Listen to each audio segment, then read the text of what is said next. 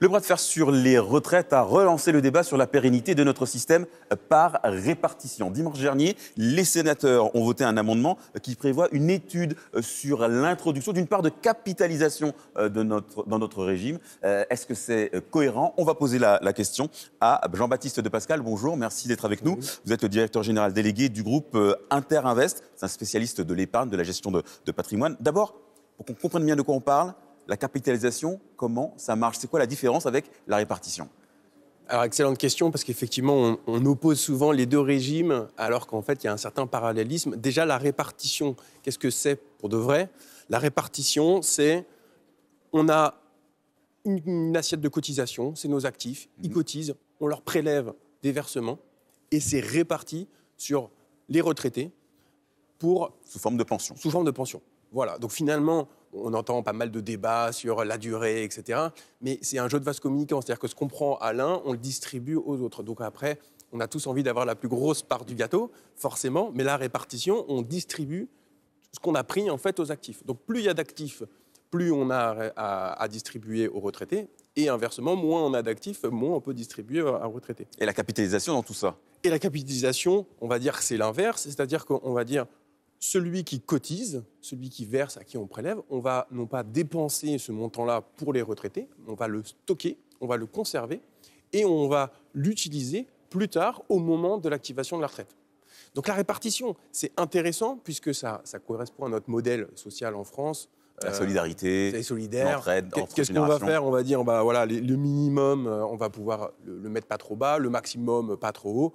C'est bien. Et puis, vous comme moi, David, on y croit à la répartition parce que ce qu'on cotise aujourd'hui, on espère bien qu'il y en a d'autres qui cotiseront pour nous demain. Absolument. La capitalisation, on fait l'inverse. On se dit, j'espère que ce que je mets de côté, je ne l'espère pas, j'en suis sûr, il ne va pas être dépensé. Et je vais le récupérer. Et il y a quand même 3 intérêts majeurs. C'est un, vous comme moi, ça nous sécurise parce que ce qui est mis de côté n'est pas dépensé, donc l'argent existe là. Deuxième intérêt, et ça c'est un intérêt majeur qu'on voit dans les pays du Nord, c'est que cet argent-là, il va produire des intérêts, il va être investi, et donc l'argent qui est investi maintenant, qui est conservé maintenant en capitalisation, eh bien dans 25 ans, il vaudra beaucoup plus. Et troisième intérêt, et ça c'est un intérêt majeur, c'est que ça nous permet d'investir, d'acheter des titres de société, d'acheter des secteurs qui vont être détenus par ces potentiellement fonds de pension, par cette capitalisation. Du coup, quand on parle répartition, capitalisation, est-ce qu'il faut opposer les deux? Ou est-ce que, comme le veulent les sénateurs qui ont voté cet amendement, on peut espérer peut-être mettre une dose de capitalisation dans nos futures retraites? Ouais, alors, on ne peut pas les opposer, puisque de toute façon, il faut qu'on les garde. La répartition, on doit la garder, on ne peut pas, sinon il y aura une génération sacrifiée. Donc ça va forcément ensemble. Et par contre, effectivement, ce qui est proposé par les sénateurs, avec notamment la répartition, on a vu l'introduction du terme la répartition collective, un peu ce qui est fait avec les fonds de pension dans les pays du Nord. Là, effectivement, c'est un sujet qui est intéressant parce qu'on pourrait commencer un petit peu à dose homéopathique, peut-être sur des montants assez faibles, mais commencer à faire de la capitalisation collective. Donc, on prend des montants, on les commence à les stocker un petit peu en parallèle de la répartition. On les fait fructifier. On les fait fructifier. Et ça nous donne aussi un petit appel d'air parce qu'on va avoir de l'argent à investir. Les économistes citent souvent l'exemple de la caisse d'assurance vieillesse des pharmaciens. Est-ce que ce serait un bon modèle? Oui, potentiellement, ça peut être un modèle intéressant. C'est des modèles dont on a besoin parce que ça a prouvé sa valeur de dire il faut continuer à investir et il faut avoir en fait, dépenser dans le système de répartition, dépenser instantanément l'argent qu'on collecte, il y a forcément une certaine limite et ça nous bloque un petit peu économiquement.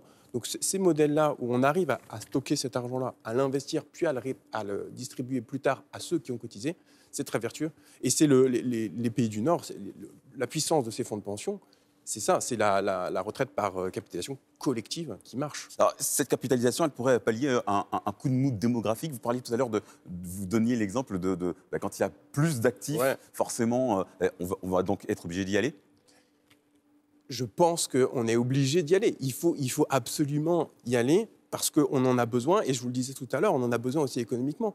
Parce que je vous citais les fonds de pension, mais on voit beaucoup de fonds de pension qui achètent des actifs. On dit, mais vous vous rendez compte, telle société, elle est achetée par un fonds de pension, peut-être des pays du Nord, souvent, mais même d'autres pays. C'est aussi notre capacité à conserver nos sociétés avec un capital qui appartient à la France et investir dans d'autres pays Alors là, on parlait de la capitalisation collective. Il y a déjà de la capitalisation individuelle. Oui. C'est la forme de retraite supplémentaire avec des outils comme les plans épargne retraite, les fameux Ouais. PER. Mais ces produits d'épargne retraite, est-ce qu'ils n'excluent pas de fait les populations les plus précaires, celles qui n'ont pas justement les moyens de mettre de côté? Alors, c'est une bonne question. Déjà, ça a été mis en place, c'est la loi Pacte qui a été mise en place en 2019. Et effectivement, déjà, rien que l'accès à cette information de cette retraite complémentaire, de cette capitalisation individuelle qui était possible, elle était très compliquée. Il y avait des régimes différents. C'était pour les salariés le PERP, pour les professions libérales, une contrat Madelin, pour les fonctionnaires le préfonds. Personne n'y comprenait rien. La loi Pacte a simplifié ça. C'est un dispositif, le plan épargne retraite. Donc déjà, au niveau pédagogique, on sait tous, c'est quand même assez simple. Un PER, plan épargne retraite, bon, voilà, on sait que c'est un dispositif qui existe, qui a été simplifié. Donc ça, c'est assez vertueux.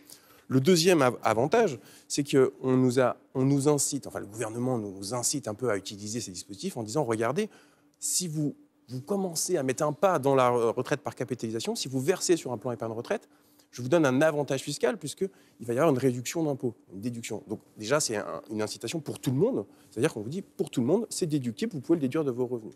Et le troisième point, c'est que c'est accessible assez vite puisqu'on voit même avec des versements à 100 € par mois. Donc c'est vrai que 100 € par mois, Ça peut représenter une somme. ça peut représenter une somme, mais c'est aussi de la pédagogie et puis quelque chose qu'on doit tous faire parce que finalement, si vous regardez sur n'importe quel salaire les cotisations que vous versez plus que 100 € de cotisation. D'accord. Donc c'est une habitude qu'il faut prendre et plus on va la prendre tôt, finalement, plus on va la trouver normale, puisque tous les mois vous payez vos cotisations, vous trouvez ça normal. Et donc si on la prend tôt, ça pourra se justifier dans le temps.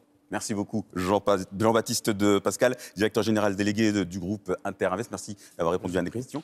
Bonne journée à vous.